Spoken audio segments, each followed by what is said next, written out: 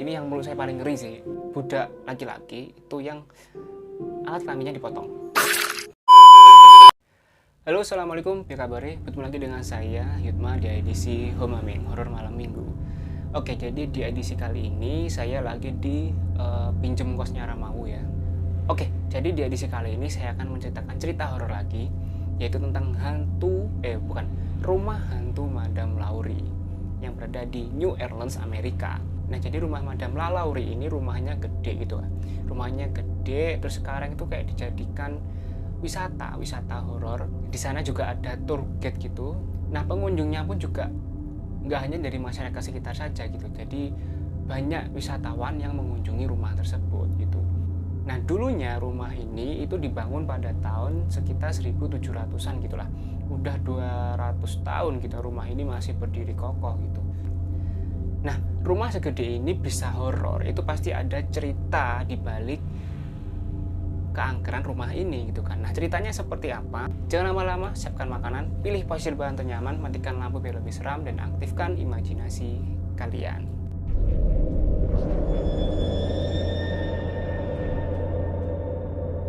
Oke guys, jadi rumah ini dimiliki oleh seseorang yang bernama Madame Laurie yang memiliki nama asli Maria Delphine McCarthy. Nah, Delphine ini lahir dari pasangan yang bernama Louis Chevalier Barthélemy de McCarthy dan Mary Jane Lirebo. Si Delphine ini lahir pada tahun 1787 yang berasal dari Irlandia. Nah, keluarga Delphine ini adalah keluarga bangsawan gitu. Ada yang menjadi pengusaha, ada yang jadi pejabat, terus jadi marinir di tentara, kemiliteran. Jadi kayak keluarga-keluarga high class gitulah, keluarga-keluarga kaya gitu. Jadi ya cukup lah, kehidupannya bagus, baik gitu.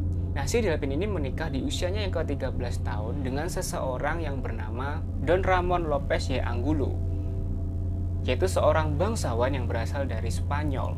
Nah, mereka menikah di tahun 1800. Nah, ini pernikahan pertama gitu kan, pernikahan pertama. Kemudian si Delphine ini pindah tuh ke Spanyol, menyusul suaminya gitu kan. Nah, pada zaman dulu kan masih belum ada pesawat gitu guys ya. Jadi perjalanan dari Irlandia menuju Spanyol itu agak lama gitu. Nah, ternyata di waktu perjalanan si Delphine ini hamil. Nah, kebetulan di perjalanan itu juga si Delphine ini melahirkan. Nah, itu anak pertama si Delphine dengan si Angulo ini. Enggak si Angulo. Cewek anaknya yang bernama Maria Borgia Delphine Lopez y Angulo de la Generalia. Tuh banget ya. Nah, tapi di pernikahan Delphine yang pertama ini tidak terlalu langgeng. Sang suami meninggal secara misterius, tiba-tiba meninggal gitu aja di tahun 1804. Nah, karena sang suami meninggal, akhirnya si Delphine ini kembalilah ke Irlandia gitu kan. Gak tahan terlalu lama jomblo gitu kan ya. Akhirnya si Delphine ini menikah lagi lah dengan seseorang yang bernama John Blanky, adalah seorang pebisnis. Bukan hanya itu, dia adalah seorang bankir juga, pengacara juga, bahkan seorang legislator juga. Nah, yang pernikahan kedua ini mereka menikah di tahun 1808. Mereka diberikan 4 orang anak dari pernikahan yang kedua ini. Nah, tapi kebahagiaan itu nggak terlalu lama juga gitu. Sang suami juga meninggal secara misterius di tahun 1816. Nah, jadi si Delphine jomblo lagi dengan janda gitu. Nah, karena nggak tahan dengan kejandaannya, kejombloannya, akhirnya Delphine menikah lagi itu di pernikahan yang ketiga dengan seseorang dokter yang berasal dari Spanyol yang bernama Leonard Louis Nicolas Lalaurie. Leonard Louis Nicolas Lalaurie. Kita panggil Nicolas gitu lah. Nah, jadi nama Madame Lalaurie. Nah, jadi nama Madame Lalaurie ini berasal dari suaminya yang ketiga ini. Nah, pertemuan antara si Delphine dengan si Nicolas ini berawal dari anak si Delphine itu lagi sakit gitu. Nah, kemudian rekomendasikan ada dokter bagus gitu yang namanya Nicolas ini dari Spanyol. Nah, kedatangan si Nicolas ini ternyata si Delphine ini terpikat dengan si dokter Nicolas ini gitu. Nah, akhirnya mereka menikah di tahun 1825. Nah, dari pernikahan ini akhirnya mereka pindah ke rumah yang berada di 1140 Royal Estate yang berada di New Orleans pada tahun 1831. Nah, yang sekarang jadi objek wisata horor gitu guys. Yang sekarang di sana juga ada tour guide-nya gitu. Nah, tapi di pernikahan yang ketiga ini desas-desus yang beredar di masyarakat. Si Delphine dengan si Nicolas ini sering berantem gitu. Jadi hampir setiap hari mereka berantem gitu kan. Nah, sampai masyarakat sekitar, warga sekitar, tetangganya gitu kayak kedengeran gitu saat mereka berantem gitu. Nah, karena si Nicholas ini nggak kuat dengan setiap hari berantem gitu kan dengan si Delphin ini, akhirnya si Nicholas pergi gitu kan, meninggalkan si Delphin dengan anak-anaknya.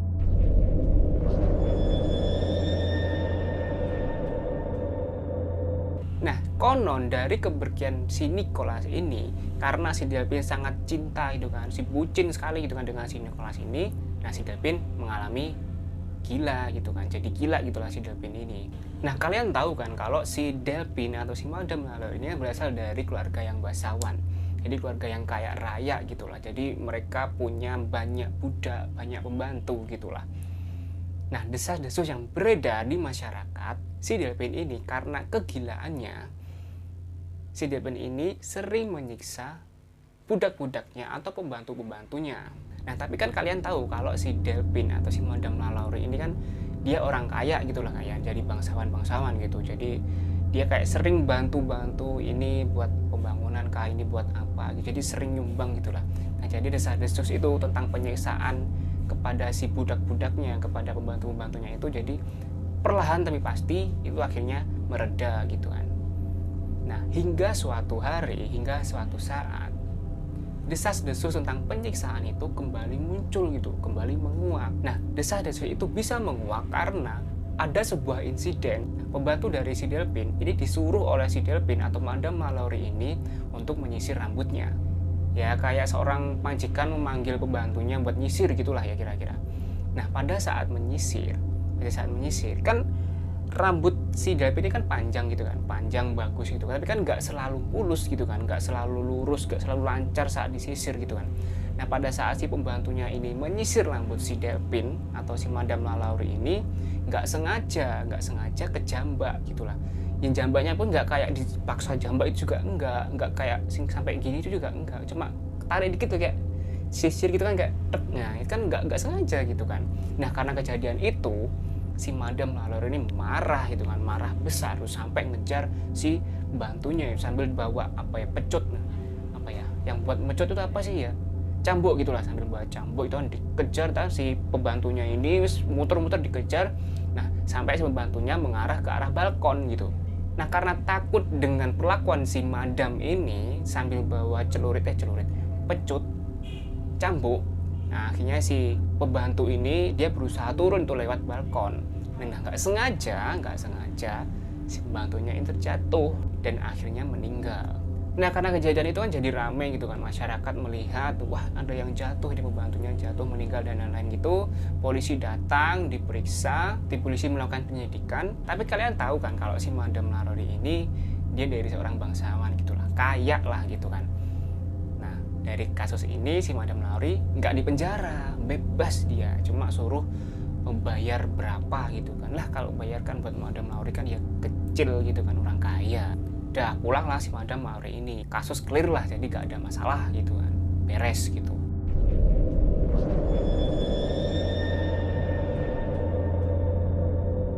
Hingga pada suatu saat si Madam Lalaurie ini sedang mengadakan pesta. Ya kan biasa kan orang kaya itu kan biasanya kayak dia ya manggil kerabat-kerabatnya, para bangsawan lah atau yang lainnya, orang-orang kaya gitu kan, ngumpul di situ buat mengadakan pesta. Nah, pada saat pesta, tiba-tiba muncul kebakaran dari arah dapur rumah si Madam Lalaurie ini gitu. Nah, jadi lokasinya dapur sama si lokasi mereka pesta itu agak berjauhan gitu. Tapi ya kelihatan lah kalau kebakaran gitu kan.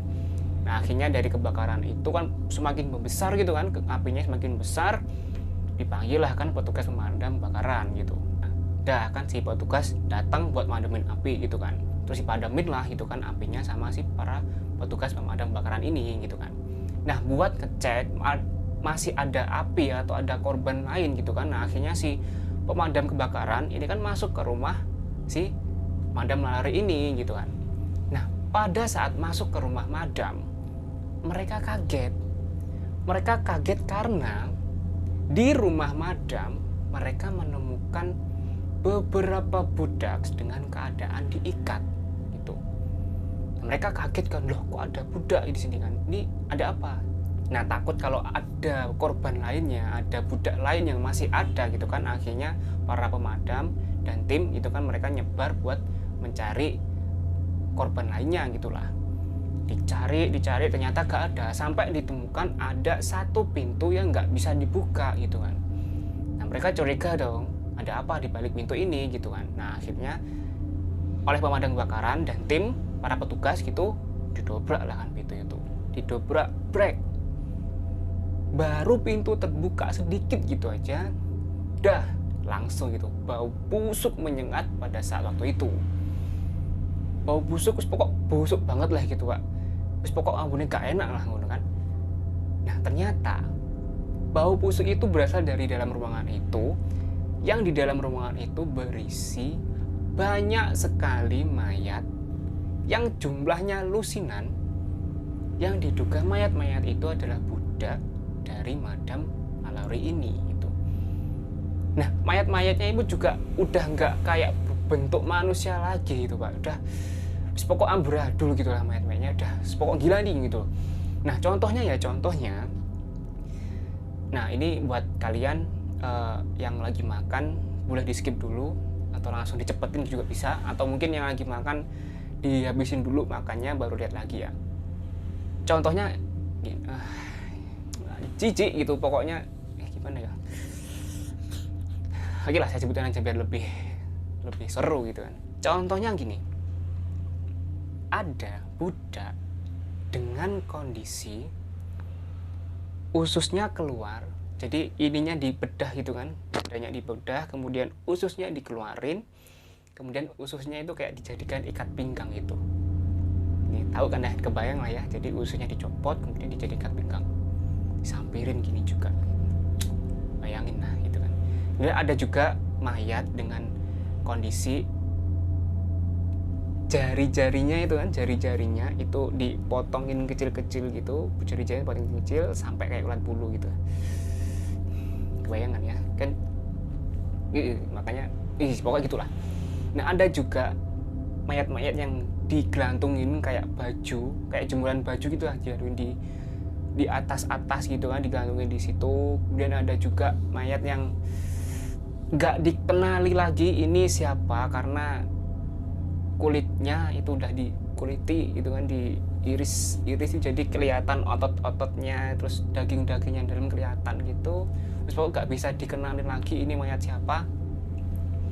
Terus ada yang lebih ngeri lagi, ini yang menurut saya paling ngeri sih, budak laki-laki itu yang alat kelaminnya dipotong. Aduh ngilu rek, silat dulu aman. Kayak ya perasaannya gitu kan, alat kelamin dipotong gitu. Nah, terus ada lagi juga mayat yang disambungin oleh tangan mayat lainnya gitu. Jadi ya ini tangan dipotong, cret, tangan potong, cret, mayat satu lagi dipotong, cret, potong gitu, tuh disambungin ke mayat satunya gitu kan, di sini 1, 2, 3 dan 1, 2, 3 gitu. Jadi udah kayak apa ya, kayak kepiting gitu lah. Jadi iya sih mau muntah deh. Nah dari semua mayat ditemukan di situ, nggak semuanya meninggal, masih ada yang masih hidup gitu. Nah tapi yang masih hidup ini juga dalam keadaan yang mengenaskan gitu rek. Jadi yang masih hidup ini, kakak-kakak yang masih hidup ini, dia dimasukin ke kandang. Tahu kandang apa? Kandang anjing. Tahu kan ya kandang anjing sebesar apa? Kan kecil kan dia kandangnya kan, kandangnya kecil. Tuh kalau buat manusia ya susah gitu kan. Jadi si kakak-kakak ini kayak dimasukin paksa gitu ke dalam kandang anjing ini. Jadi karena kecil kemudian dimasukin paksa gitu, ya jadi banyak tulang-tulang yang patah gitu kan, banyak tulang-tulang yang patah. Pokok pi ampreh masuk gitulah rek, pi ampreh masuk di dalam kandang anjing sekecil ini gitu kan. Nah akhirnya ya si kakak ini tetap meninggal juga karena keadaannya seperti itu, kemudian juga dehidrasi juga gitu kan. Nah karena penemuan mayat-mayat tersebut, yang menjadi tersangka adalah si Madam Mallory ini gitu kan. Karena kenapa? Karena kan di rumahnya ini yang satu-satunya orang dewasa kan hanya si Madam Mallory ini gitu. 4 anaknya juga masih kecil. Nah si Nicholas kan udah pergi dari rumah. Nah entah ini si Nicholas tahu nggak perbuatan dari si istrinya ini gitu kan. Entah ini si Nicholas tahu apa enggak gitu. Ya Allah. akhirnya si warga marah gitu kan, si warga marah, ngepung itu semua. Warga pada ngepung rumah si Madam Laror ini buat mencari si Madam. Dicari itu ke sudut ruangan, dicari ke sana kemari, ke mana-mana, nggak ada. Dan ternyata si Madam Laror ini berhasil melarikan diri gitu. Nah, melarikan dirinya ini juga belum jelas, ada yang bilang ke Paris, ada yang bilang kemana gitu. Tapi yang jelas si Madam ini berhasil melarikan diri gitulah, bebas dari apa yang telah dia lakukan gitu kan. Nah, entah bagaimana keadaan si Madam Laror ini yang pastinya sekarang udah meninggal, itu kan udah 200 tahun yang lalu gitu kan, udah lama gitu. Nah, untuk anak-anak dari Madam ini ya dirawat oleh sepupu-sepupunya, dirawat oleh keluarganya gitu, kerabat-kerabatnya.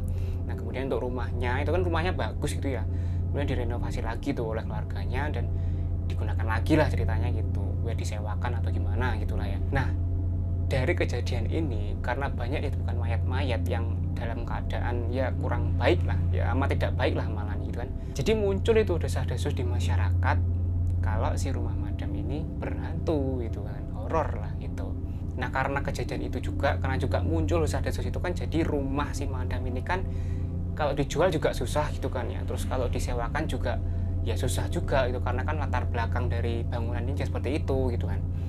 Nah, akhirnya berhasil itu kan keluarga menyewakan oleh seseorang yang entah siapa, latar belakangnya nggak disebutin, itu pada tahun 1894 gitu. Jadi ada seseorang ini yang menyewa rumah tersebut gitu. Nah, tapi naasnya pada saat si penyewa ini menyewa rumah tersebut, tewas dengan keadaan yang mengenaskan gitu. Dikira penyelidik, dikira polisi ya gitu kan, pada waktu itu dikira ini, wah ini kasus perampokan gitu kan, ini kasus perampokan gitu.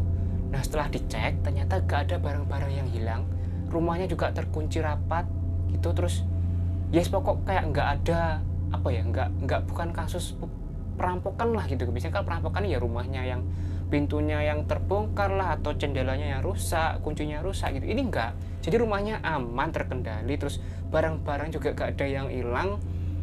Yes, pokok ini yang penghuninya tiba-tiba mati gitu aja, meninggal secara tragis gitulah. Nah, pada waktu penyelidikan gitu, adalah kan teman dari bapak yang menjadi korban ini cerita gitu kan, cerita kalau sebelum meninggal beliau ini bilang ke temannya ini kalau sebenarnya dia ingin pindah dari rumah ini karena dia sering diganggu oleh iblis, yang iblis ini bilang dia akan terus meneror sang bapak ini yang sudah meninggal ini sampai ajalnya menjemput gitu.